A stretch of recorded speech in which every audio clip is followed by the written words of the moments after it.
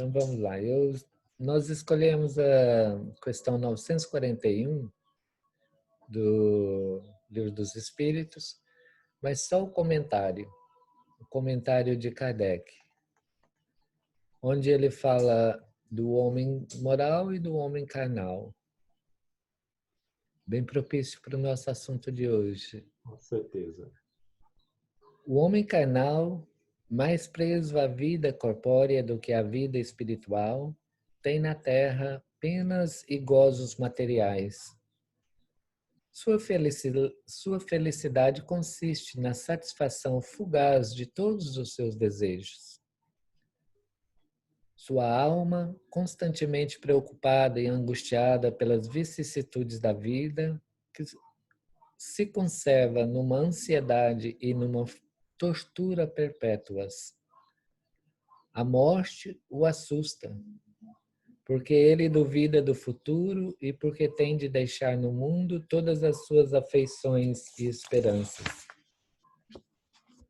O homem moral, que se colocou acima das necessidades factícias criadas pelas paixões, já neste mundo experimenta gozos que o homem material desconhece. A moderação de seus desejos lhe dá ao espírito calma e serenidade.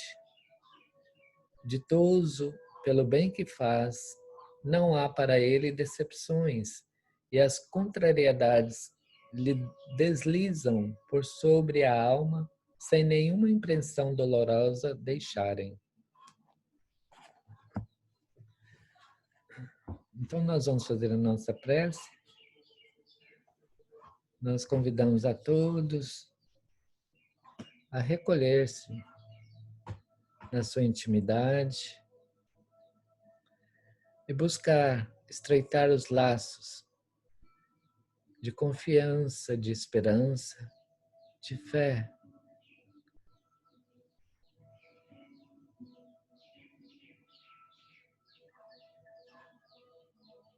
Unindo a nossa vontade, o nosso sentimento,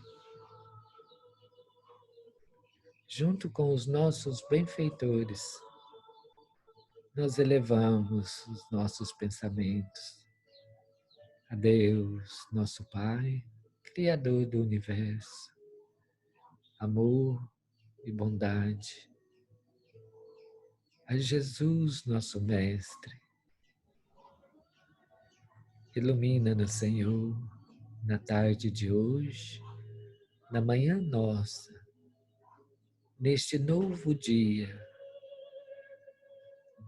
Senhor de nossas almas. Permita, Senhor, que a luz se faça e brilhe nas palavras vivas do Evangelho através do nosso irmão Saulo. Senhor, que a sua glória se estenda por tudo e por todos. Que a paz e o amor esteja conosco. Em teu nome, Senhor, e em nome de todos aqui presentes, nós iniciamos a nossa pequena reunião, dando graças por tudo que nos oferece. Que assim seja.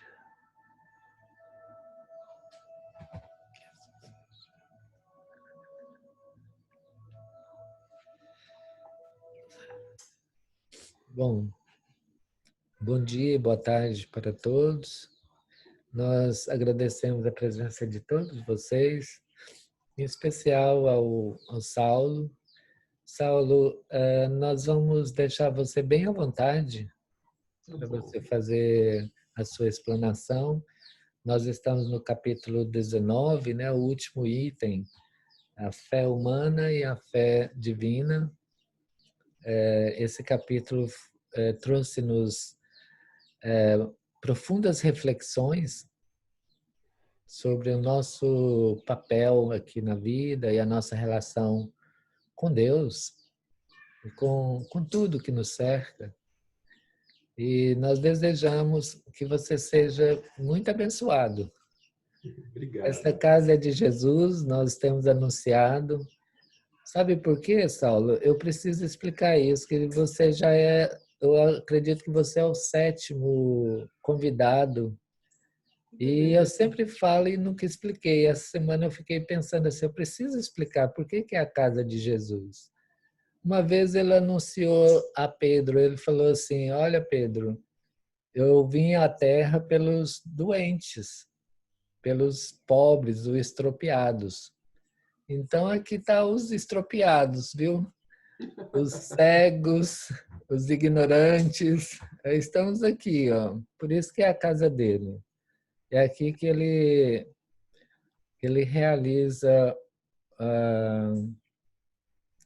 o de melhor, porque nós somos carentes dessa atenção, sabe? Bom, mas não somos ingênuos. Sabemos das nossas próprias dificuldades e queremos crescer. Então, Saulo, fica muito à vontade e, por favor, faça uma introdução de você mesmo para que o pessoal te conheça, tá bom? Obrigado, Muito obrigado. obrigado, viu? Só para eu não tomar mais tempo, gente, porque palestrante espírita é um desastre quando começa a falar, não para. Então, a gente poderia combinar assim, algo em torno de 40 minutos para a nossa fala e depois a gente ter um tempinho aí para a gente poder interagir, conversar um pouquinho, tirar alguma dúvida. Eu valorizo muito essa possibilidade de a gente poder conversar, então, durante a nossa fala, e se alguém quiser tomar nota de alguma coisa, para a gente poder conversar ao final, fica à vontade, eu acho que é muito importante. E sempre lembrando que a espiritualidade ela nos usa para fazer a pergunta para os outros. Então, não precisa ficar com vergonha, às vezes vem assim na nossa cabeça uma pergunta, é o mentor espiritual do outro pedindo para a gente fazer a pergunta, porque às vezes ele não está preparado. Então, vamos perguntar, nem que seja por caridade, tá? Me apresentando rapidamente, eu sou Saulo, eu nasci em família espírita, sou de família espírita desde o meu avô. Aliás, o meu avô se tornou espírita de uma maneira muito curiosa.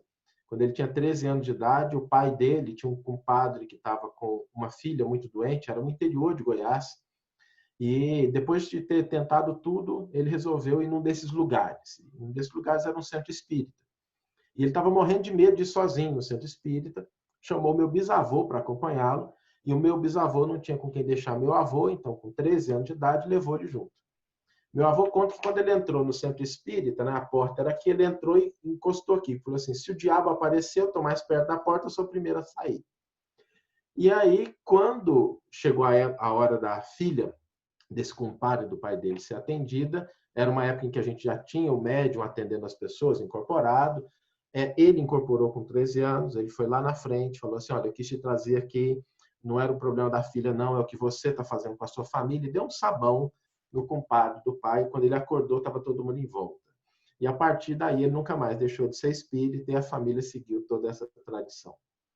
Então, eu tive a sorte de nascer em família espírita, até porque eu tenho um vínculo tão grande com o catolicismo que até hoje, quando eu entro numa igreja, se eu não tomar cuidado, eu faço o sinal da cruz automaticamente. Assim. Eu acho que desde cedo a gente veio nessa trajetória. E eu fundei muitos grupos de jovem quando eu era pequeno, toquei violão na época de mocidade, depois me envolvi com a parte mediúnica também, fui coordenador de grupo mediúnico, formei vários grupos mediúnicos, trabalhei na Federação Espírita do Distrito Federal como vice-presidente, depois fiz parte do Conselho Consultivo, e o trabalho que a gente desenvolveu, que talvez seja o trabalho mais conhecido, seja a coleção Evangelho por Emmanuel, que começou no culto do Evangelho no Lar em 2010, quando a gente resolveu estudar os textos do Novo Testamento em casa, no culto do Evangelho do Lar, eu e minha esposa é o meu anjo da guarda encarnado. Eu acho que a gente, quando é muito devedor, Deus manda um de backup, né? Deixa um lá em cima cuidando da gente, manda um junto, que é para ter segurança de que não vai desandar. E ela sempre foi minha companheira para todos os projetos que a gente desenvolveu, desde a época da mocidade, quando ela estava comigo junto, fundando Mocidades. E a gente começou a estudar o Novo Testamento no culto do Evangelho no Lar. Depois isso evoluiu para uma lista de comentários de Emmanuel, que chegou até a Federação Espírita Brasileira. E 3 anos depois, em 2013, começou o projeto de pesquisa do Evangelho por Emmanuel, que envolveu toda a obra de Chico Xavier. Eu tenho aqui em casa, vocês estão vendo uma estante atrás de mim, eu tenho uma mais ou menos desse tamanho, com toda a obra do Chico, onde a gente desenvolveu a pesquisa para o projeto Evangelho por Emmanuel, que começou a ser publicado em 2014 e o último volume foi publicado ano passado, em 2019. Então foram assim 5 anos de trabalho de pesquisa que deu a possibilidade da gente entender a grande contribuição de Emmanuel para o estudo e para a prática do Evangelho. Então, assim, em linhas gerais, esse é o Saulo. Nas redes sociais, quem quiser me seguir, tem o Evangelho por Emmanuel, tanto no Facebook, tem no Instagram, tem no YouTube também. A gente tem um podcast, que ele é diário também, que sempre sai, a gente falando um pouquinho sobre o Evangelho, doutrina espírita e o Emmanuel. Sobre o tema de hoje, quando o Paulinho me propôs o tema, eu me recordei que, durante 2 anos, na Federação Espírita Brasileira, nós desenvolvemos um trabalho de estudo do Evangelho segundo o Espiritismo, e durante esses 2 anos, a gente buscou trazer um aprofundamento dessa questão de entender o Evangelho. Porque o Evangelho segundo o Espiritismo, ele é, ao mesmo tempo, uma fonte de consolo inestimável, mas ele também é, na minha opinião, um dos maiores tratados de interpretação bíblica jamais escritos. Essa é a proposta de Allan Kardec. E Allan Kardec, quando estrutura essa obra, a gente tem, talvez aí, a obra básica com maior contingente de esforço intelectual do codificador, que é o Evangelho segundo o Espiritismo. Porque ele organiza essa obra, e Kardec era um educador, Kardec era alguém acostumado a ensinar, era alguém que falava 5 idiomas, era alguém que estava acostumado a desenvolver, traduziu as obras de Pestalozzi para o francês, ele era alguém que conhecia a didática. E a gente vê na hora de estruturar o Evangelho segundo o Espiritismo esse zelo. Então, durante esses 2 anos, eu, Haroldo Dutra Dias, o André Siqueira, a gente tentou fazer uma reengenharia de trás para frente do Evangelho segundo o Espiritismo, buscando entender o seguinte: como Kardec olha para os textos do Novo Testamento. Porque o Evangelho segundo o Espiritismo é um tratado de interpretação bíblica. Todos os capítulos começam com citações do Novo Testamento, algumas passagens do Antigo Testamento, quando é necessário esclarecer alguma coisa, porque a gente sempre diz, é impossível você entender o Novo Testamento se há alguma familiaridade com o Antigo Testamento, já que toda a base está colocada em cima da história do povo judeu. Então, Kardec sabia disso e, quando necessário, ele faz esse retorno. E eu queria aqui compartilhar com vocês um pouco, aproveitar o tema que está no capítulo 19, e trazer um pouquinho, obviamente, um pouco daquele estudo que a gente fez sobre esse capítulo e sobre o item específico, que é a segunda comunicação, que, aliás, tem algo de muito interessante, porque é uma comunicação que o autor espiritual dela se denomina um espírito protetor, ele não dá o nome, e isso é uma lição importante para a gente, porque às vezes a gente se apega muito ao nome dos espíritos, e dependendo do espírito que estivesse comunicando, a gente lê a mensagem até de joelho. Eu não sei se a gente pegasse uma mensagem hoje em dia de um espírito que se identificasse dessa forma, um espírito protetor, a gente daria crédito. Talvez a gente pensasse que fosse o estagiário lá do plano espiritual, eu não preocupasse muito com aquilo. Mas Allan Kardec, ele se preocupava muito mais com a mensagem e coloca em uma obra básica da codificação, a obra que interpreta os ensinos do Cristo de maneira mais profunda, uma mensagem de um espírito que se intitula simplesmente um espírito protetor. Isso é um alerta para que a gente deva sempre se preocupar mais com o conteúdo da mensagem do que com o nome, por mais importante que ele possa parecer, tanto do espírito quanto do médium. A gente não sabe quem foi o médium que psicografou essa mensagem, que recebeu, o espírito, muito menos quem viveu na Terra, mas essa mensagem faz parte de uma das obras básicas da codificação, o que trata desse aspecto de que Kardec defendia muito, que era uma preocupação maior com o conteúdo e não com a procedência, do sentido de ser mais ou menos importante daquilo que a gente traz como contribuição dos espíritos. Se vocês me permitem, eu sei que vocês já passaram por todo o capítulo 19, mas eu queria aqui fazer uma pequena retrospectiva, porque esse capítulo, a última mensagem dele, ela faz mais ou menos uma síntese. Inclusive, o raciocínio que Kardec desenvolve no começo do capítulo, ele é baseado nessa última mensagem. Eu vou pedir permissão aqui, vou compartilhar muito rapidamente alguns slides que dizem respeito exatamente a esse estudo que a gente desenvolveu na Federação Espírita Brasileira acerca da estrutura do Evangelho segundo o Espiritismo. Se estiver aparecendo, vocês podem me dar um sinal aí, só para eu não... Tá ok? E parece que está certinho aqui. Todas as vezes que a gente olha para um capítulo do Evangelho segundo o Espiritismo, Allan Kardec coloca lá na introdução que ele organizou isso metodicamente, de forma que as máximas pudessem decorrer umas das outras. E, gente, quando Kardec fala que organizou metodicamente, é porque é metodicamente mesmo. Kardec tinha essa capacidade, essa didática, nada é por acaso. Os temas no Evangelho segundo o Espiritismo, eles vão se sucedendo uns aos outros. Cada capítulo, ele tem como base o anterior e prepara o seguinte. Inclusive, a parte da introdução é muito curioso, porque às vezes a gente faz palestras sobre o Evangelho segundo o Espiritismo e normalmente tem duas partes que as pessoas pulam, que é a introdução e aquela parte das preces. E é curioso isso, porque a introdução é a base. E o final é o mais longo capítulo de Evangelho segundo o Espiritismo. E Kardec coloca nesse capítulo das preces que aquelas preces resumem a doutrina espírita. E está lá textualmente. Então, elas não estão ali por acaso. Quando a gente está olhando dentro desse capítulo de A Fé Transporta Montanhas, o que nós temos aí? O capítulo logo anterior, ele é o que trata de muitos os chamados e poucos os escolhidos. E por que ele trata disso logo depois A Fé Transporta Montanhas? Porque a capacidade da fé, a virtude da fé, é aquilo que marca a pessoa conseguir efetivamente fazer parte desses poucos escolhidos. Então, não é sem sentido que Kardec vai aprofundar a questão da fé, logo depois dele ter tratado de muitos chamados e poucos escolhidos.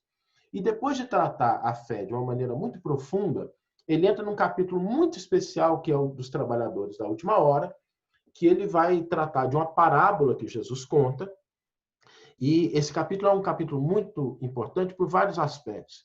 Em primeiro lugar, que Jesus, quando conta essa parábola, ele recria uma parábola judaica que existia na época dele e que tinha alguns problemas de interpretação de como funciona a lei divina.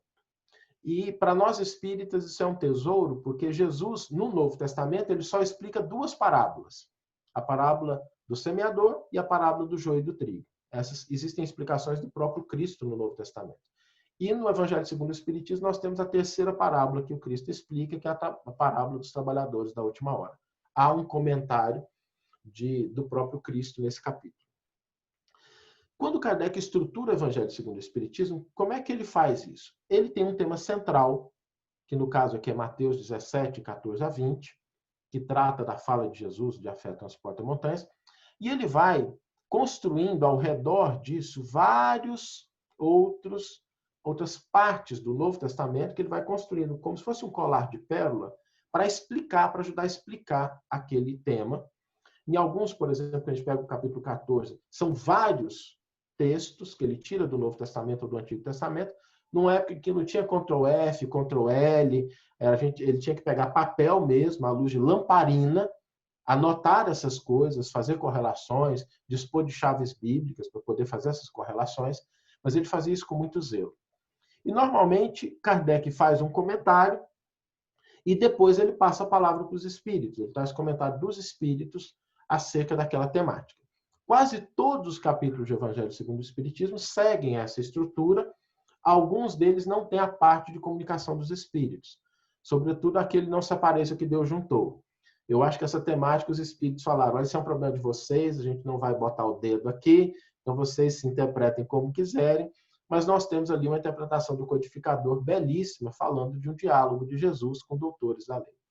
Então, quando a gente pensa num capítulo do Evangelho segundo o Espiritismo, a gente sempre olha essa estrutura e é sempre importante estar voltando a ela, porque cada parte desse capítulo foi meticulosamente construído para que a gente possa entender o que é um programa de internalização. Porque o propósito do Evangelho segundo o Espiritismo não é só que a gente conheça o Evangelho, mas que a gente o internalize. Kardec vai dizer lá na introdução que o grande objetivo dessa obra é que os ensinos de Jesus se tornassem acessíveis e praticados em todas as circunstâncias da nossa vida. Quando Kardec começa, eu vou passar bem rápido, tá? Só para pegar um pequeno resumo do que significa a gente chegar na última comunicação, que é uma comunicação que mais ou menos resume a estrutura e a mensagem desse capítulo.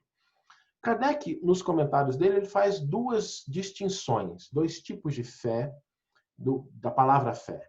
Ele coloca primeiro a fé como confiança em suas próprias forças, e aí ele vai falar sobre a questão de mover montanhas, ser uma linguagem figurada, que ela representa essa ação do homem no mundo material, que precisa dessa fé e dessa capacidade de transformar o mundo atual. Kardec vai dizer o seguinte: no sentido próprio, é certo que a confiança nas suas próprias forças torna o homem capaz de executar coisas materiais que não consegue fazer quem duvida de si mesmo.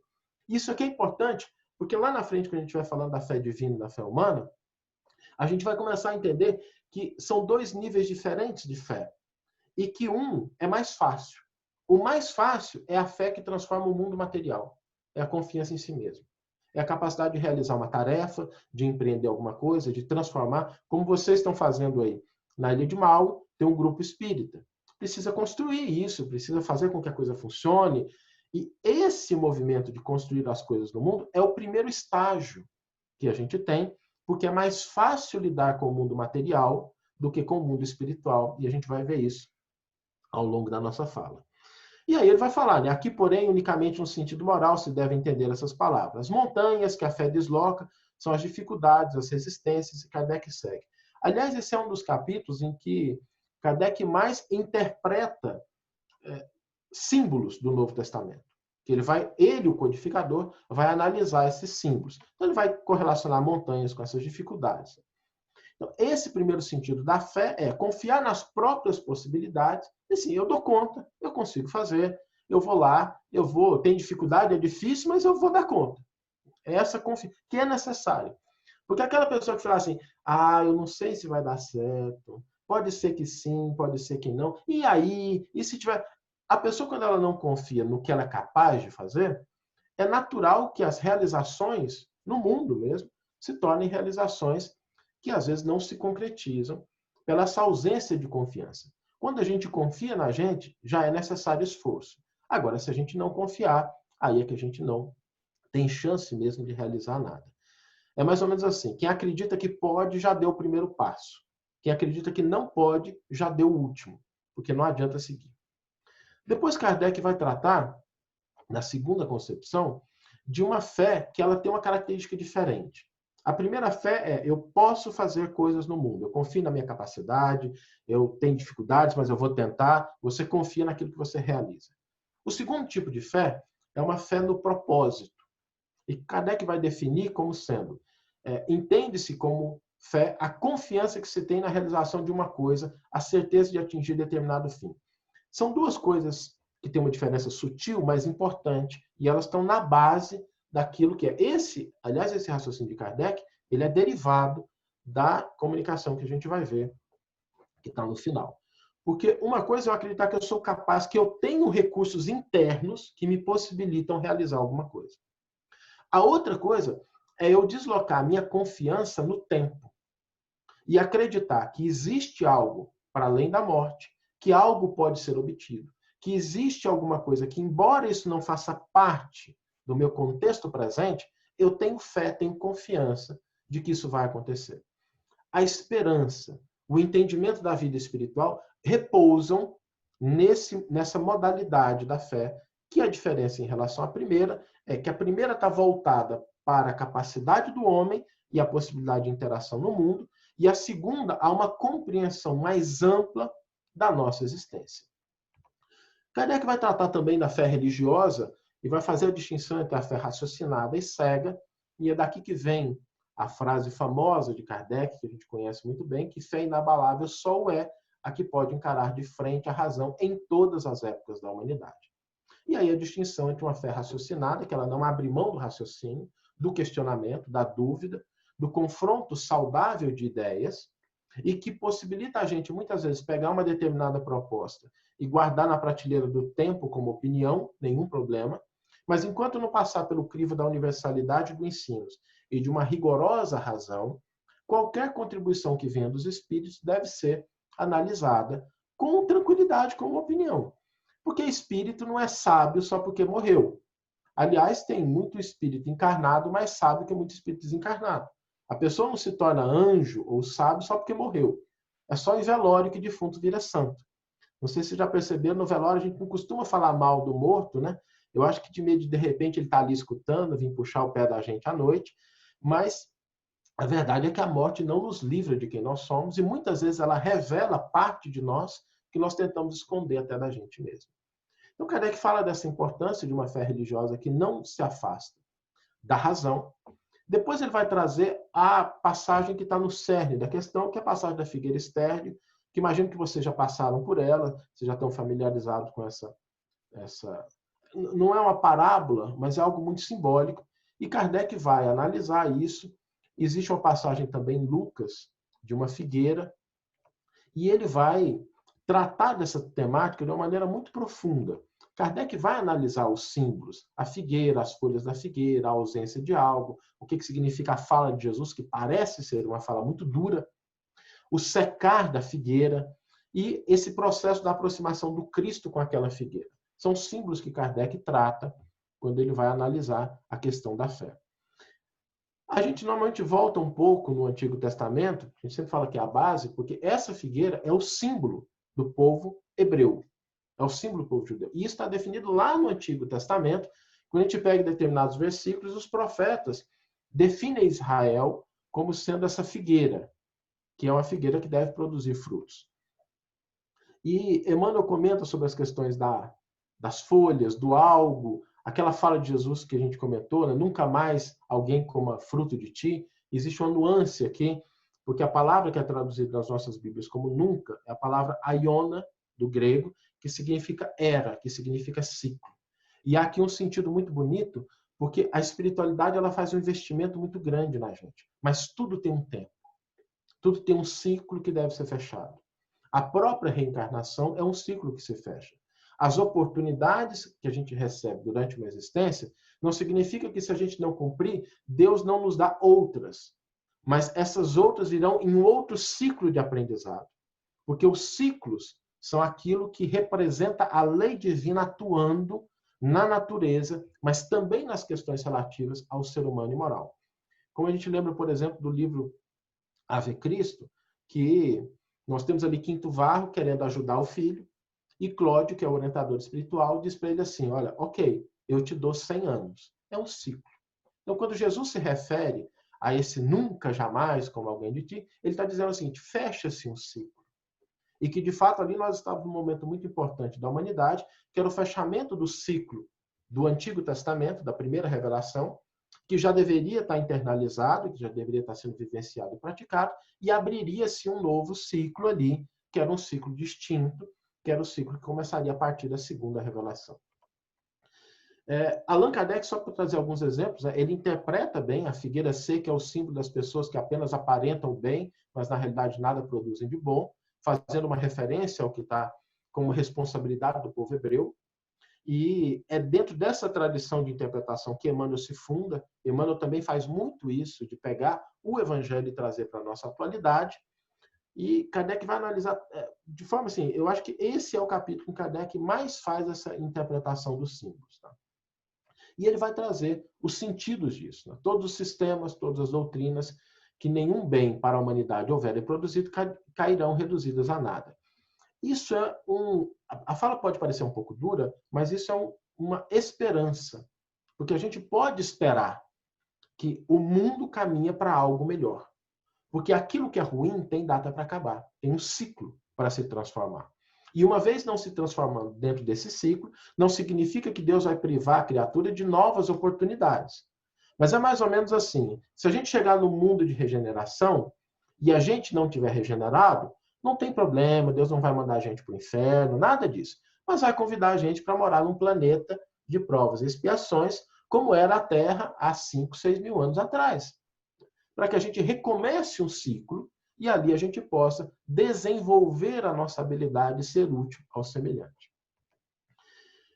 Não vou entrar nessa questão aqui da fala de Jesus, mas porque isso aqui tem um sentido muito assim de aproximação de Jesus daquela figueira, representa a aproximação do Cristo conosco também. Todas as vezes que a gente tem a aproximação do Cristo com a gente, Jesus nunca foi embora, ele sempre esteve presente conosco, existe uma esperança divina de que vai recolher nas nossas atitudes, nos nossos pensamentos, na nossa fala, algo de útil ao semelhante. Algo que possa expressar esse grande investimento espiritual feito em cada um de nós. E aí nós vamos para as instruções dos Espíritos, que tem duas mensagens. Uma mensagem atribuída a José e outra atribuída a um Espírito protetor. Nessa mensagem que é atribuída a um Espírito protetor, ele vai tratar da fé como sentimento inato, e é daqui que vem aqueles dois sentidos que Allan Kardec trata lá no começo do capítulo. O Espírito vai dizer o seguinte: no homem, a fé é o sentimento inato de seus destinos futuros. É a consciência que ele tem das faculdades imensas depositadas em germe, no seu íntimo, a princípio em estado latente, e que lhe cumpre fazer que desabrochem e cresçam pela ação da sua vontade.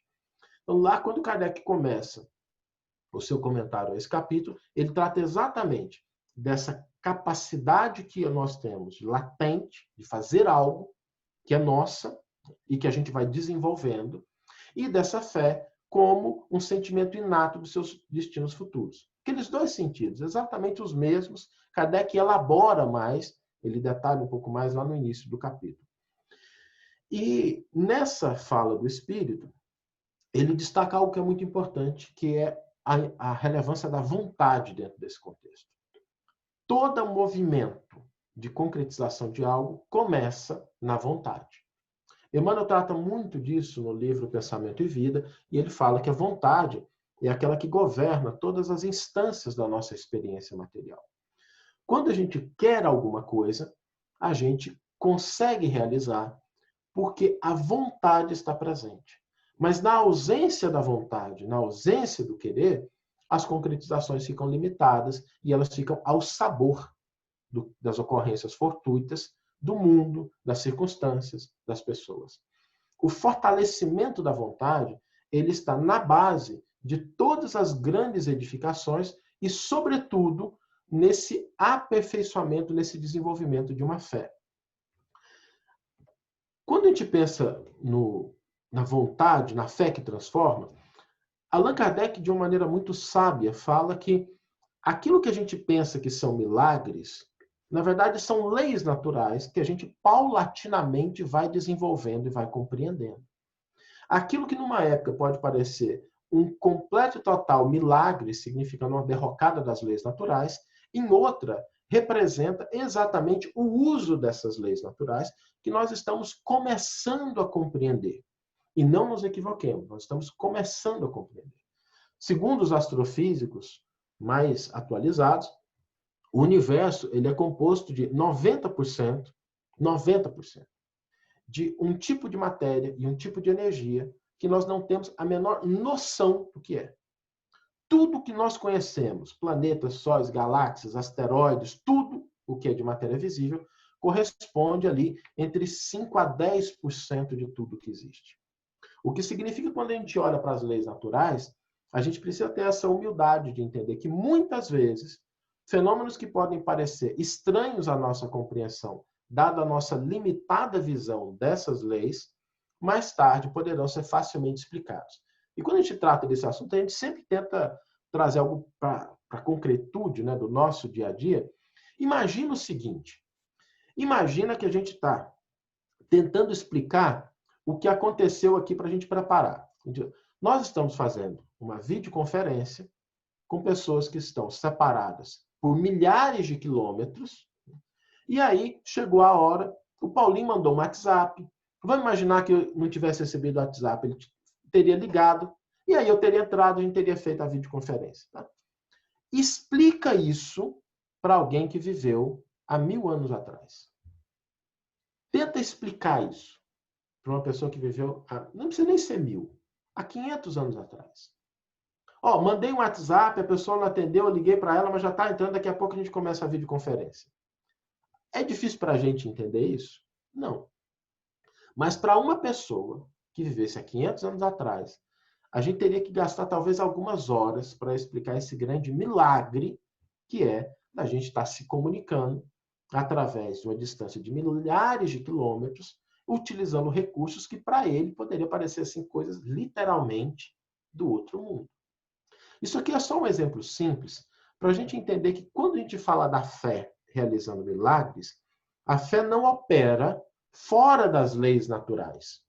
Mas como a fé ela é um canal de acesso a forças interiores e a conexão com os nossos destinos futuros, ela nos coloca em posição de utilizar mecanismos e elementos que possibilitam utilizar essas leis de uma maneira que, na atualidade, a gente pode até pensar que seja um milagre, mas que mais tarde a gente vai entender que os milagres nada mais são do que o uso de determinados elementos das mesmas leis naturais que operam no universo infinito.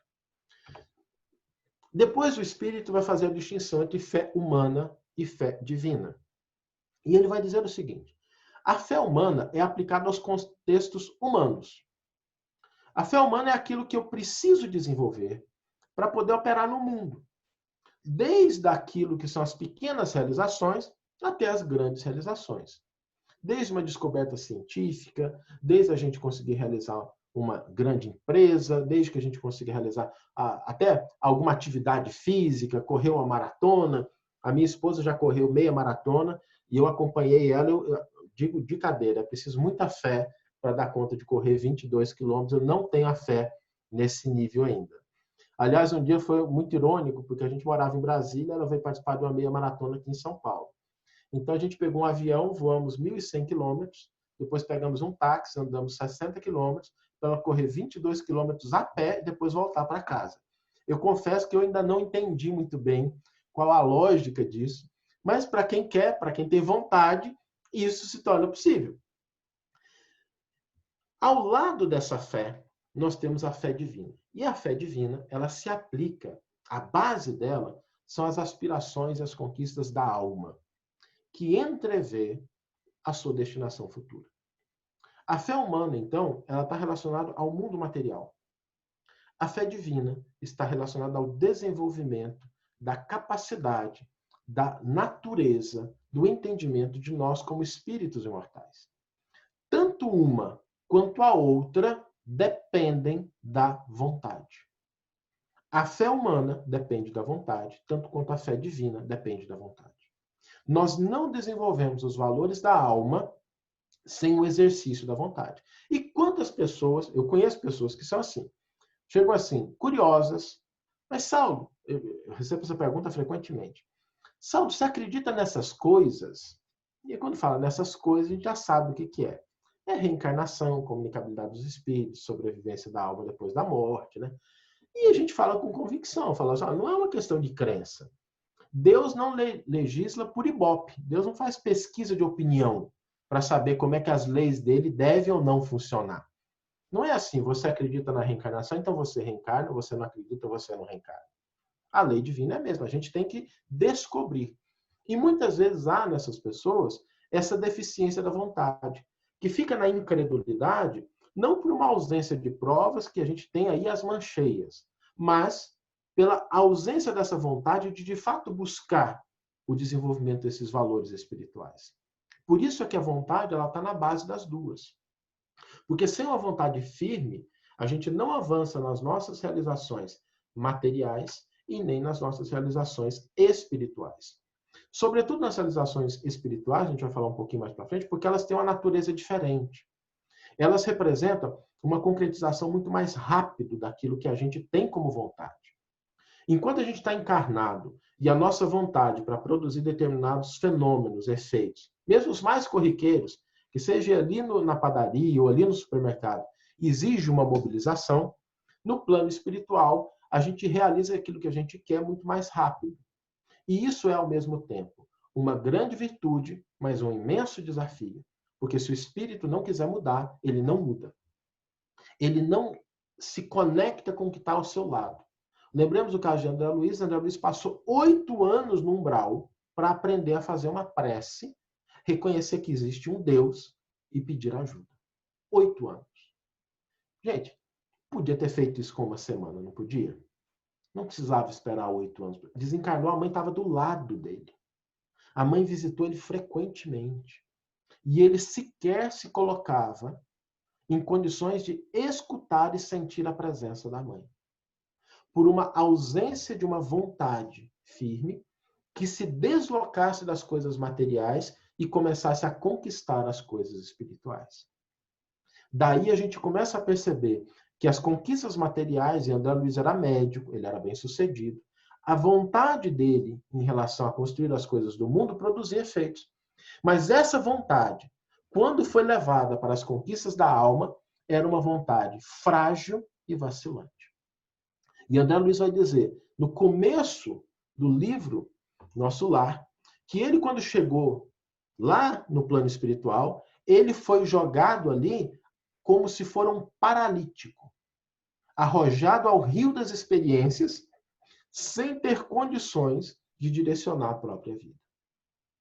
É uma fé, uma vontade divina, espiritual, ainda nos seus primeiros estágios, apesar de quem visse André Luiz no mundo como encarnado, talvez dissesse, é um homem de fé, é um homem de vigor, um homem que realiza, um homem que conhece os seus potenciais, e de fato era. Mas essa fé divina, ela exige uma outra natureza de conquistas que são mais difíceis do que as primeiras. Essas conquistas, elas estão relacionadas, no caso da fé humana, ao desenvolvimento das nossas faculdades e conquistas materiais. Agora, as faculdades e conquistas materiais, elas têm uma característica de ser um pouco mais transitória. A gente pode curar o corpo, mas nada impede o corpo de morrer. Lembremos que até Lázaro, que foi, entre aspas, ressuscitado pelo Cristo, curado pelo Cristo, morreu, desencarnou. Mesmo todas aquelas pessoas que Jesus curou, quando ele esteve com, desencarnaram. Porque é da natureza do mundo material a transitoriedade, a limitação.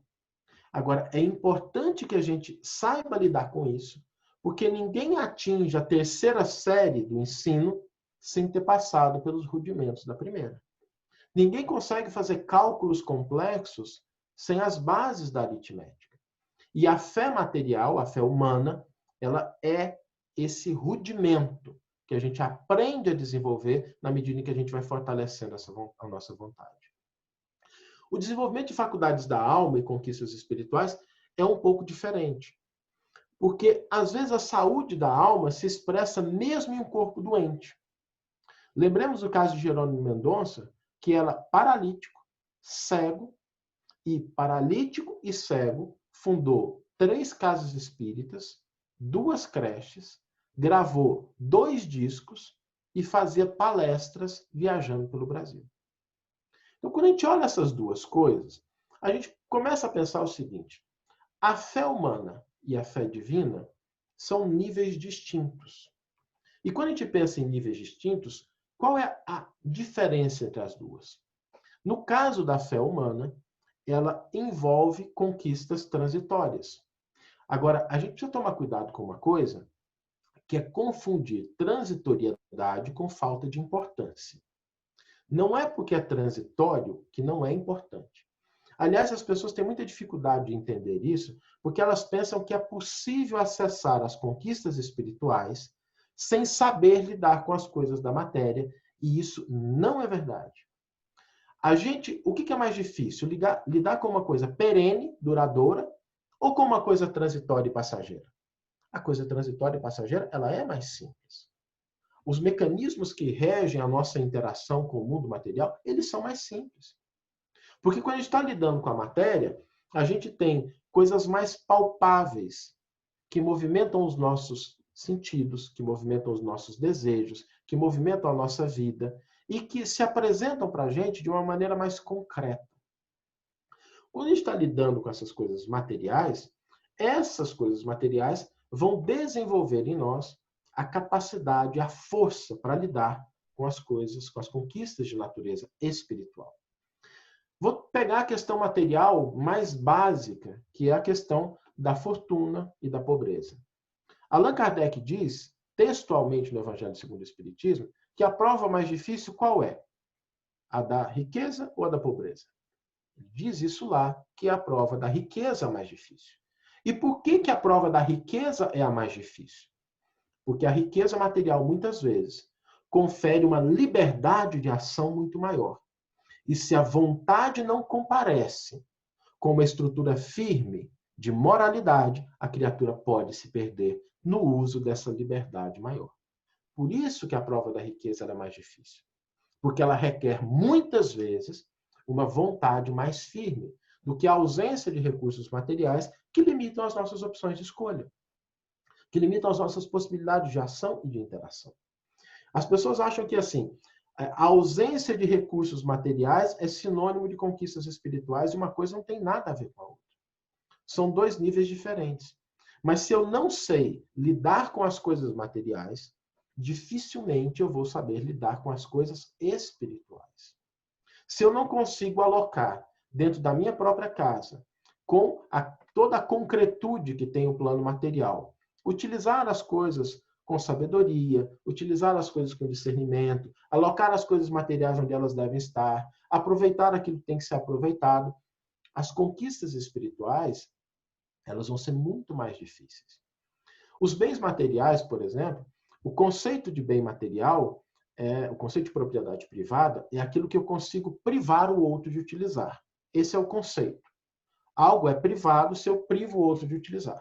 Assim, o carro é meu se eu posso dizer quem anda dentro dele. A casa é minha se eu disser quem habita dentro dela, quem pode entrar. A via pública não é privada porque eu não posso privar ninguém de utilizar a via pública. A praça não é privada porque eu não posso privar ninguém de utilizar uma praça. Então, do ponto de vista material, o que eu tenho, que é meu, é aquilo que eu posso decidir, que eu posso privar o outro de utilizar. Do ponto de vista espiritual, a lógica é completamente diferente. Eu só tenho aquilo que eu dou. Eu só tenho aquilo que eu dou. Eu só tenho amor amando. Eu só tenho paciência sendo paciente com o outro. Eu só sei perdoar perdoando a ofensa. Eu só sei buscar a benevolência sendo benevolente com todos. Eu só conquisto a indulgência sendo indulgente com as imperfeições alheias. As conquistas espirituais, então, elas apresentam um nível de dificuldade maior. A fé humana é a preparação para o desenvolvimento de uma fé divina. Se a gente sabe lidar com as coisas transitórias, num período muito curto, e, gente, uma encarnação passa rápido demais. 60, 70, 80, 90 anos é um piscar de olhos. Se nesse período pequeno em que a gente vem num curso para o desenvolvimento da vontade, da força de vontade da fé, a gente não consegue desenvolver as conquistas espirituais, retornando para a espiritualidade, ali se torna mais difícil. Porque a liberdade do espírito ela é muito maior. E se não há o entendimento da existência de Deus, se não há o entendimento do que eu sou, da necessidade de crescimento, no mundo espiritual, os espíritos podem passar durante 5, 10, 15, 20 anos perdidos em si mesmos. Lembremos também no caso do nosso lar, do pai de André Luiz, que estava numa situação em que, quando ele estava encarnado, ele tinha 2 amantes. E esses amantes conviviam com ele há algum tempo. Ele tinha suas atividades e tinha a sua casa. Desencarnado, aquele trio permanecia algemado quase um no outro, constantemente. Constantemente. A nossa concepção de mundo, os nossos preconceitos, os nossos juízos, as nossas interpretações definem a nossa morada no mundo espiritual. No mundo espiritual, a gente não tem endereço físico. A gente tem padrões de vibração. E padrões de vibração significa que, se a gente não tiver um fortalecimento da nossa vontade, a gente se desloca rapidamente de uma situação do paraíso para uma situação do umbral. Basta que a gente se desequilibre emocionalmente, sem o concurso da força de vontade, da fé, da confiança, da esperança, e a gente pode ser arrojado a anos, décadas de sofrimento. As duas fés são níveis diferentes de uma mesma lei, que é o exercício da vontade e da inteligência. A fé humana é o curso básico, é o curso de realizações daquilo que a gente tem no mundo. A fé divina representa as conquistas da alma. E daí a importância da doutrina espírita, de desenvolver em cada um de nós a consciência do ser imortal que nós somos. Para que nós possamos pautar a nossa existência não pelo desprezo e desdém das coisas materiais que chegam até nós como possibilidades de ação. A gente pensa, às vezes, eu estava conversando num grupo de estudo, já caminhando para o final, eu abro já para a gente poder conversar, e a pessoa me disse assim, mas o Chico Xavier era uma pessoa muito pobre. E eu disse assim, você está enganado. Chico não era uma pessoa pobre. A quantidade de recursos que passou pela mão do Chico seria uma quantidade que tornaria qualquer pessoa mais do que um milionário hoje. A diferença do Chico é que ele tinha uma concepção tão grande de onde as coisas deveriam estar, que ele alocou cada centavo que passou pela sua mão no devido lugar em que o mundo material exigia. Uma vez o Chico estava na casa dele, muito feliz que ele tinha recebido um caminhão de donativos. Eu acho que essa deve ter sido a primeira experiência que ele entendeu o que significa lidar com essas coisas materiais. E ele estava muito feliz ali, organizando as cestas, e naquele ápice de alegria, o Emmanuel aparece para ele e fala assim, Chico, por que você está tão feliz assim? Você não está vendo a quantidade de coisas que a gente vai poder levar para as pessoas que estão precisando? E o Emmanuel falou assim, meu filho, levar as coisas materiais de onde elas estão para onde elas devem estar é obrigação, Chico. Não tem nada de especial nisso. Isso é obrigação. A conquista de coisas espirituais, Chico, se você quer doar alguma coisa, é a doação do seu tempo, do seu amor, da sua compreensão. Enquanto você está só movimentando as coisas materiais, você está aprendendo a lidar com as coisas simples. E se você deixar de fazer, é faltar a uma obrigação. Mas a felicidade deve ser originada de quando você estiver doando algo da sua própria alma. Por isso a doutrina espírita ela vem para nos esclarecer em relação a essa consciência do ser imortal que cada um de nós é. Que estamos numa experiência material para aprender. Para que a gente não desdenhe as coisas do mundo. Para que a gente desenvolva a vontade de agir, de transformar. De fazer do nosso planeta um local adequado ao desenvolvimento e à evolução de bilhões de criaturas e que, para isso, exige, sim, um processo de transformação, de mudança, de progresso. Mas que a gente não esqueça de que somos espíritos imortais e que nós devemos também buscar essas outras conquistas de uma fé divina que conhece o nosso destino, que conhece a interação da divindade para conosco e nos coloca em posição de construir o nosso futuro pelos laços da imortalidade. E aqui a gente encerra a nossa breve fala e a gente fica aí à disposição para a gente poder conversar um pouquinho sobre a temática.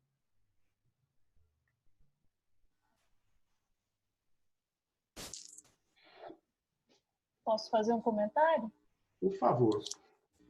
Oi, Saulo, boa tarde, tudo bem? Tudo bem. Para mim é boa tarde que eu estou aqui no Brasil, estou aqui em São José dos Campos, São Paulo. É que nesse momento em que você falou, né, sobre essa fala do Emmanuel, né, de colocar as coisas materiais nos seus devidos lugares, me veio na hora um pedaço, né, uma parte da mensagem do Espírito de Verdade que abre o Evangelho segundo o Espiritismo, em que ele fala que tinha chegado os tempos em que os Espíritos do Senhor eles viriam para colocar as coisas nos seus devidos lugares, né? Mas como você colocou, essas coisas espirituais, a gente está falando coisas por falta de palavras, né? Mas que tem a ver com o que a fé espiritual faz, né? A fé divina faz, que é isso que é o impalpável, né? Muito bom, gostei muito obrigada. Né? Obrigado.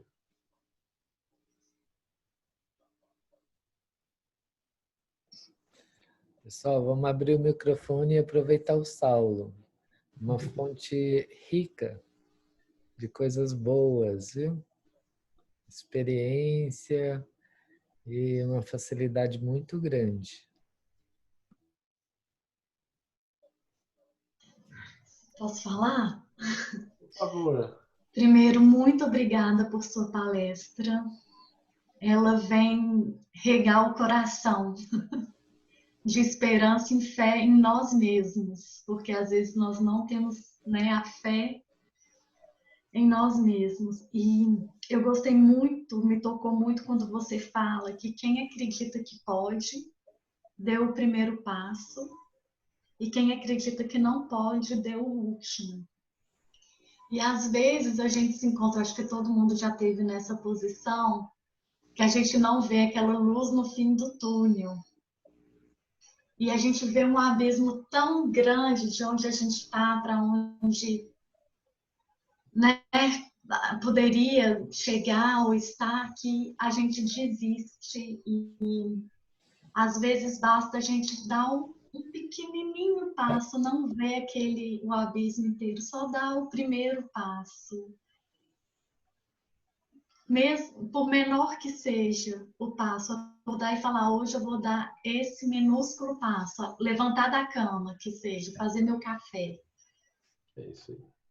E isso traz, com essa mínima vontade, você recebe uma coisa, uma bênção gigantesca, com esse mínimo passo. Era só essa observação. Dora, isso que você comentou é tão importante, sabe? Está conectado com o que a Eliana comentou um pouco antes também. A gente precisa entender qual que é a razão da gente estar no mundo, sabe? E a fé divina, ela nos mostra que há um propósito. Mas esse propósito não é de alienar a gente do que o que a gente tem que fazer aqui. Porque são as nossas ações no cotidiano que vão fortalecer a nossa vontade, que vão nos dar condição de crescimento. E às vezes é como você comentou, às vezes é o pequeno passo. Eu estou aqui em casa, eu tenho 2 adolescentes, filhos, né, e tenho um bebê de 2 anos e 2 meses, o Arthur. Com a mesma mulher, do mesmo casamento, planejado. A gente, quando mudou para São Paulo, achou que estava na hora de ter mais um, e a gente trouxe mais um para fazer parte da nossa família. E eu observo o Arthur, que é o mais novinho, o quanto ele vai aprendendo a lidar com as coisas a partir do mundo material.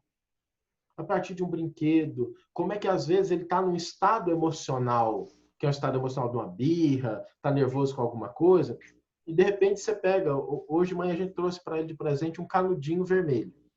O canudinho vermelho, para ele, serviu para tirar ele de um estado emocional. Ou seja, a gente vai aprendendo, lidando com as coisas materiais, o quanto a gente pode alterar essa riqueza das nossas emoções, o quanto a gente pode dar um direcionamento consciente para a nossa vida. E a gente não pode desdenhar disso.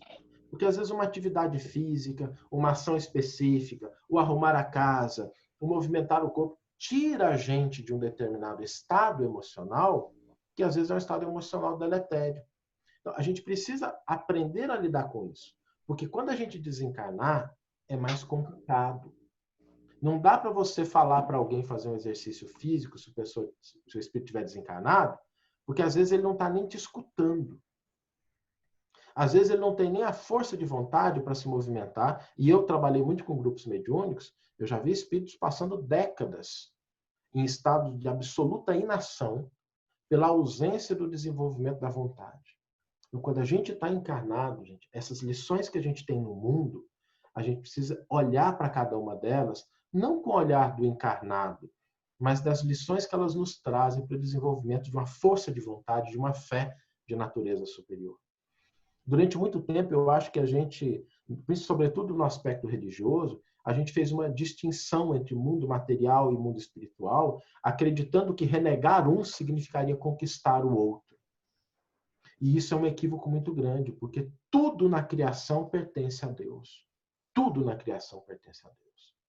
E Deus não está preocupado com as pequenas coisas. Eu acho que Deus deve olhar, sabe, um planeta, as coisas que tem no mundo, mais ou menos como o canudinho que se entrega para uma criança, para ela poder crescer e se desenvolver. A expectativa da espiritualidade, para cada um de nós, tem dimensões muito mais amplas. Mas que a gente não dissocie essas duas coisas, porque nós não vamos conquistar as coisas espirituais sem aprender a lidar com as coisas mais concretas da nossa vida. Muito bom. Muito bom mesmo. Saulo, eu vou provocar um assunto aqui um pouquinho diferente. Por favor. Um pouquinho diferente mesmo. Esse assunto é um assunto que vai nos interessar para essa semana que vem agora. É um assunto meio polêmico e que a doutrina espírita traz para nós esclarecimentos muito favoráveis e muito amplo. sobre eutanásia e aborto, considerando uma fé, né? Baseada numa fé. Tanto para aqueles que acreditam que a solução da eutanásia está baseada na fé das suas próprias crenças, do seu próprio coração, quanto a do aborto, da consciência do que está buscando. É uma fé baseada humana e a outra desestruturada da divina, né? As duas situações. Você poderia falar alguma coisa relacionada a esses sentimentos desprovidos de uma amplitude maior, como você apresentou agora a fé divina e a fé humana? Por favor. É interessante isso, porque quando a gente pensa nessas duas temáticas, eu vou separá-las, tá? A temática do aborto e a temática da eutanásia, porque, inclusive, a temática da eutanásia é um pouco mais complexa, porque algumas pessoas se referem, inclusive, à obra de André Luiz, como sendo, mas lá na obra de André Luiz, os espíritos praticaram a eutanásia, acelerando o processo, e eu vou abordar um pouco essa questão aqui. Mas quando a gente fala do aborto, o que acontece quando a gente olha para o aborto? O aborto é uma possibilidade? É uma possibilidade. Do ponto de vista da fé humana, bastaria vontade para que ele fosse concretizado.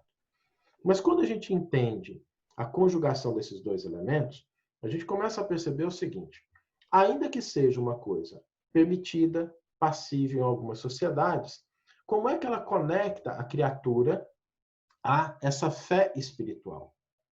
E a gente precisa tomar muito cuidado para não utilizar essa fé divina como sendo um mecanismo de punição e de culpa das pessoas que eventualmente cometem o aborto. Porque não é esse o propósito.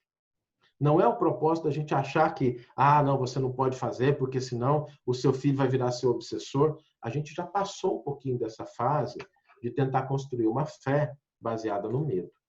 O que a doutrina espírita espera é que a gente tenha consciência dos mecanismos que estão envolvidos. Para que a gente amplie a nossa concepção, para que a gente possa tomar melhores decisões aqui nesse mundo. Para que a gente possa agir de maneira mais adequada aqui nesse mundo. Às vezes a gente tem um discurso que ele é um discurso que eu chamaria de um pouco infantil, quando a gente estabelece somente os mecanismos de medo como sendo mecanismos de educação. E a doutrina espírita, ela não trata dessa forma. A doutrina do espírita não obriga a nada, mas ela espera tudo porque ela esclarece esses mecanismos. Então, quando a gente olha para a situação do aborto, o que ela nos convida? A gente olha para aquela criança e entende o seguinte: além do corpinho físico, tem um espírito ali. E que normalmente você não tem acesso a como é que é essa relação do espírito. Então, leva isso em consideração. Ainda que não existam laços de afeto ou condições de cuidado, termina a gestação e entrega aquela criança para uma outra família cuidar, nenhum problema com isso. Agora, não tira a oportunidade da vida, porque essa oportunidade não é simples. Agora, a gente também não pode tomar essa concepção como sendo um mecanismo para imputar culpa nas pessoas. Porque a doutrina espírita, ela tira essa questão. Porque ao mesmo tempo em que... Vamos pegar um caso, por exemplo, que eu já tive vários desse caso. E me preocupa quando, às vezes, uma moça chegou para mim numa casa espírita e disse que estava em frangalhos, tinha desenvolvido um quadro depressivo, porque ela tinha cometido aborto, e quando ela conheceu a doutrina espírita, ela se sentiu muito culpada em relação a isso, e aquilo produziu nela uma angústia, uma ansiedade tão grande que ela não estava sabendo lidar com isso. Agora, pensem bem no seguinte: uma mensagem que deveria ser profundamente libertadora se transformou, por uma concepção incorreta, numa visão de punição. E a gente foi conversar com ela, porque quando a gente entende que o seu filho é um espírito, significa o seguinte: ainda que você tenha cometido aborto, esse espírito continua existindo. E você pode atuar, você pode pensar nele, você pode fazer o bem para ele, você pode auxiliá-lo, você pode, inclusive, dar uma outra oportunidade reencarnatória para ele. E eu conheço casos assim dentro de famílias espíritas.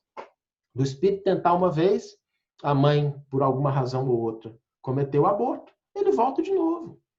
Eu tive um caso dentro de um grupo mediúnico, em que a gente atendeu uma mulher que tinha desencarnado, o espírito com a característica feminina, havia desencarnado no processo de abortamento. Ela foi para uma clínica de aborto, e ali em função daquelas condições, ela desencarnou. E a gente atendeu normalmente, conversamos com ela, é uma situação que é delicada, mas a gente conseguiu tratar. Alguns minutos depois, e essa comunicação ela me impressionou muito, porque alguns minutos depois se manifestou o filho, o espírito que havia sido abortado. Ok? Aí você espera o seguinte, né? Vai vir aquele espírito raivoso, xingando a mãe, né? Gente, esse espírito veio exclusivamente para agradecer o apoio que havia sido dado à sua mãe. Porque ele, quando percebeu que a mãe estava num processo muito complicado, ele pediu permissão para a espiritualidade para reencarnar como filho dela e auxiliá-la. E a única coisa que ela lamentava é o seguinte: eu cheguei tarde, mas eu agradeço vocês por terem acolhido a minha mãe, porque agora eu vou estar junto com ela aqui no mundo espiritual e a gente vai programar uma nova encarnação.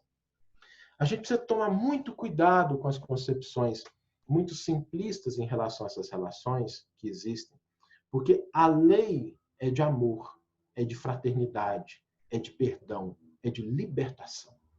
Nós não podemos utilizar os princípios da doutrina espírita para imputar culpa, mágoa, ressentimento nas pessoas. O aborto, ele é equivocado pela clareza que a doutrina espírita coloca em função dos mecanismos, dos elementos que estão envolvidos na reencarnação do espírito. Mas essa concepção, ela não deve se transformar numa punição para aquelas pessoas que eventualmente cometeram um ato desse. A gente tem que tomar muito cuidado com essa visão.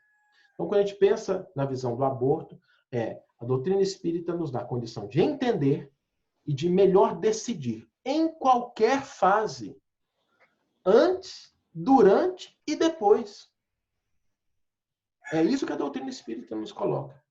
No caso da eutanásia é curioso, porque eu já tive pessoas que falam assim: mas lá na obra do André Luiz, está lá dito que os espíritos foram lá, mexeram nos vasos e provocaram hemorragia para acelerar o processo de desencarnação. E está lá mesmo. Se você for lá na obra do André Luiz, está lá exatamente isso. Qual é a diferença? É que a espiritualidade está recebendo o espírito desencarnante.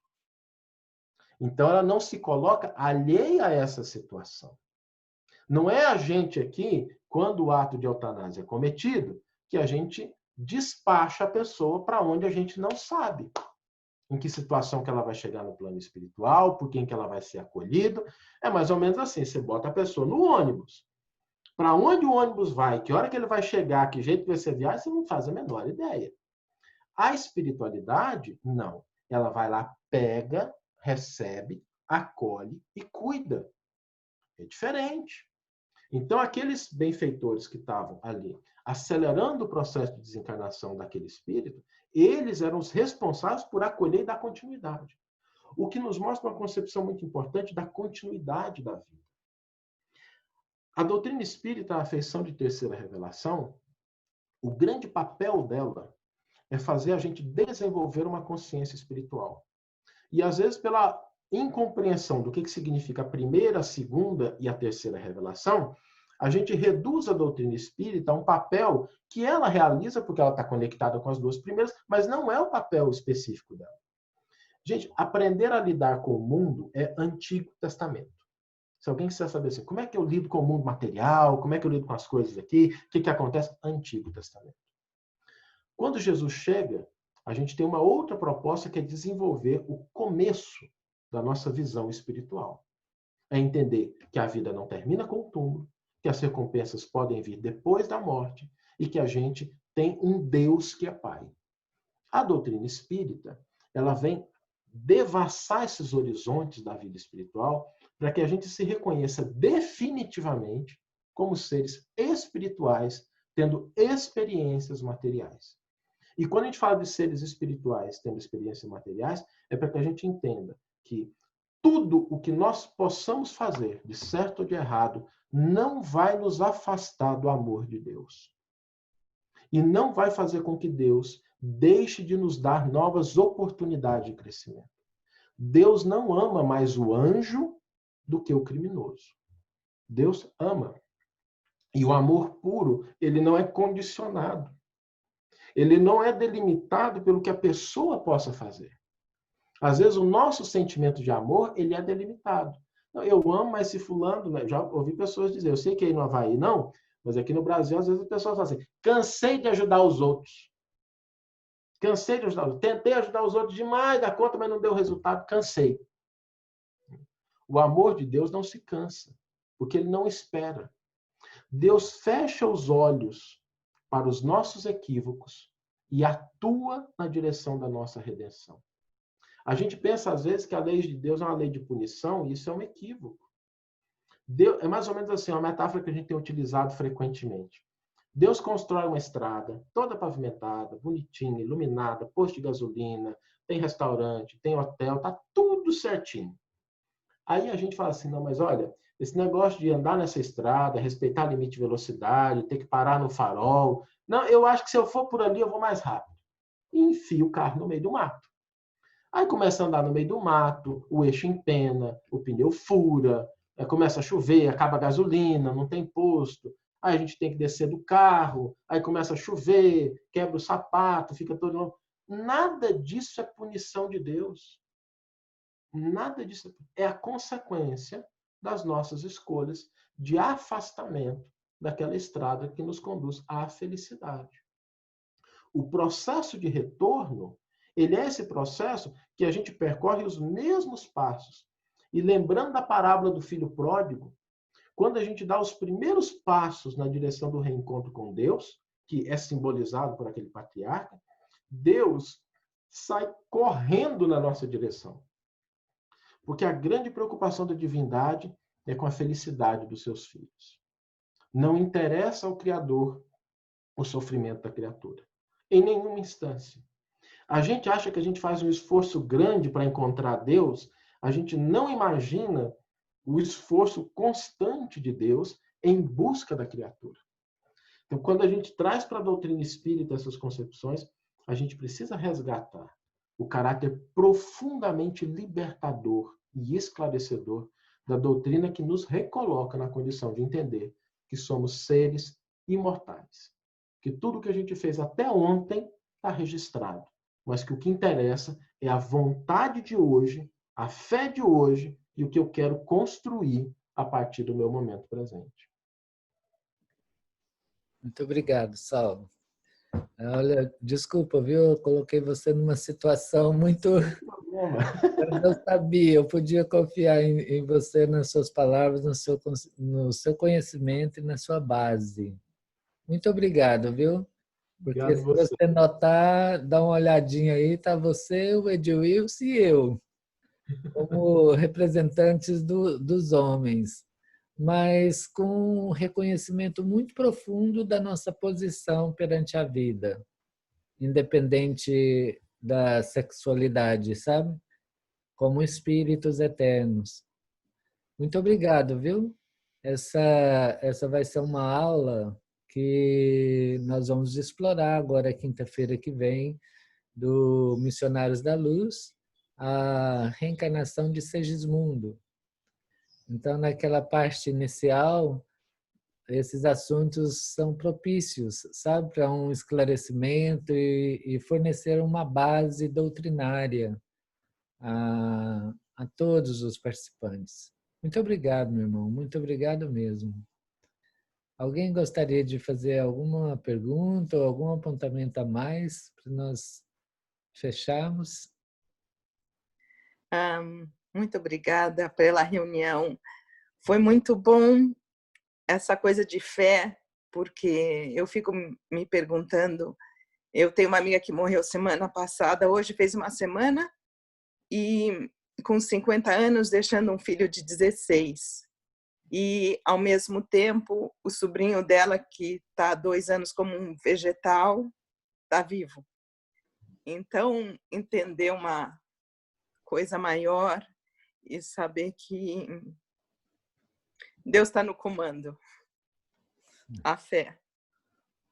Muito bom. E, Luciana, quando a gente pensa nessas situações dolorosas, a doutrina espírita, primeiro ela tem que acolher a dor, porque não é só a concepção de que existe imortalidade. A dor é real, a ausência é real. A maneira como a gente vê essas coisas, a gente não pode ignorar isso. O que a gente não pode é ceder espaço para o desespero, que mina a nossa possibilidade de agir aqui nesse mundo. A fé, nesse sentido, é para nos fortalecer, para que a gente continue cumprindo a nossa parte. Porque a gente sabe que os afetos não se perdem, que os laços de amor reais, eles não são dissolvidos com a morte.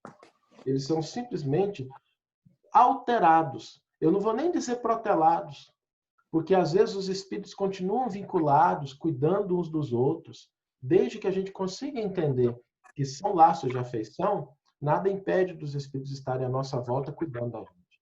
Então a gente só tem assim, é mais ou menos como a gente só perdesse o número do telefone durante algum tempo, a gente vai se reencontrar. E que a gente pode continuar vivendo com alegria, honrando a memória, o amor que a gente sente, porque é isso que nos habilita a uma reunião definitiva, quando a gente chegar do lado de lá, e todos vamos chegar do lado de lá. Não é bom a gente dar notícia ruim domingo, não, ainda mais domingo começando, né?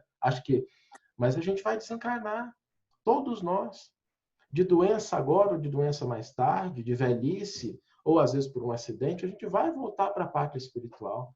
A questão não é o se nós vamos voltar, mas é o como nós vamos voltar.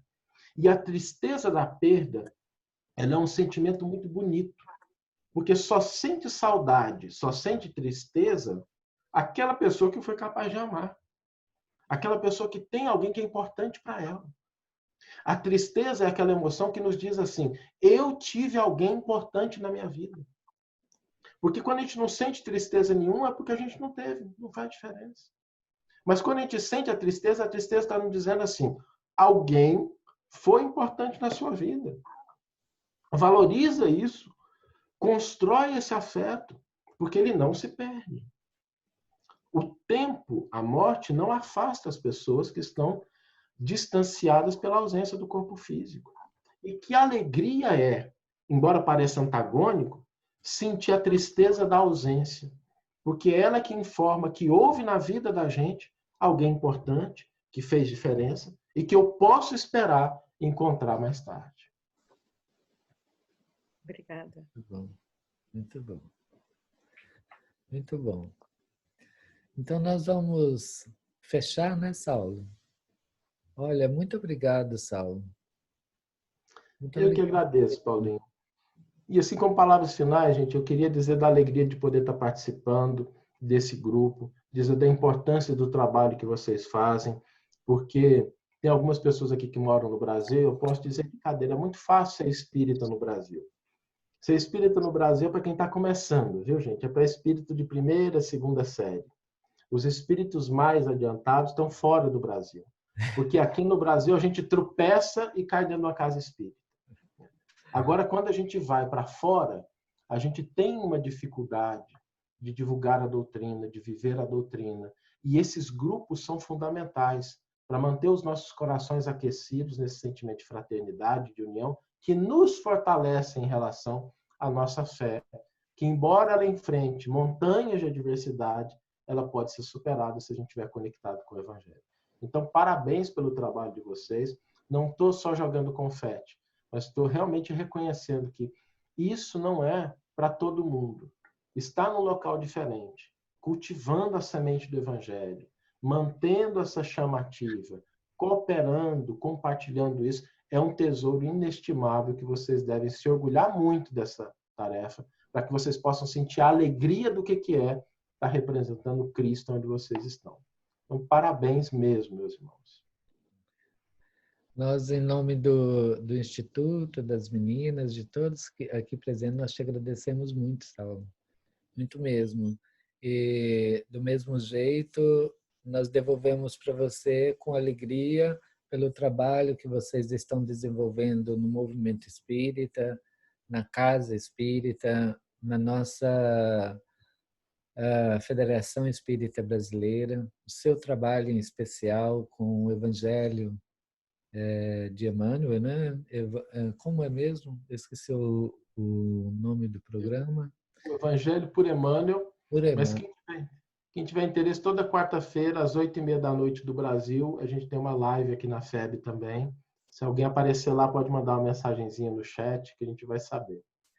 Muito bom. Eu vou colocar a sua página no nosso grupo do WhatsApp, que todas as pessoas podem participar. Muito obrigado, Saulo. E, meu irmão, com sinceridade, quando você precisar ou quiser tirar algumas férias, convida sua esposa e vem passar uma lua de mel aqui. É uma alegria te recebê-lo, viu? Receber você aqui conosco. E os filhos chamando? Oi? E os filhos nos chamando, não é? Os filhos também. Ah, é. A tia Dilza. Os filhos ele deixa para trás, tia Dilza. Não, traga todo mundo, Saulo. Saulo, por favor, você pode fazer a prece final para nós? Claro. Muito obrigado, viu?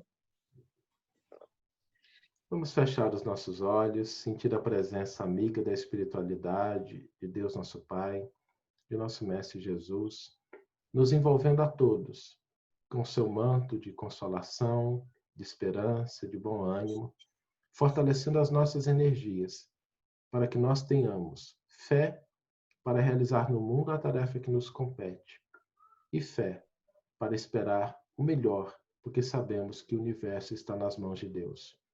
Fortalece, Senhor, os laços que nos uniram em torno do teu trabalho, a fim de que possamos contribuir com a parte que nos cabe, como alegres trabalhadores da tua seara. Que nós possamos trazer para os nossos lares, para as nossas famílias, para os nossos ambientes de trabalho, de convívio social, a alegria do que representa conhecer a mensagem libertadora do teu Evangelho, da doutrina espírita. Abençoe-nos hoje e sempre, que assim seja. Amém. Meus irmãos, muito obrigado.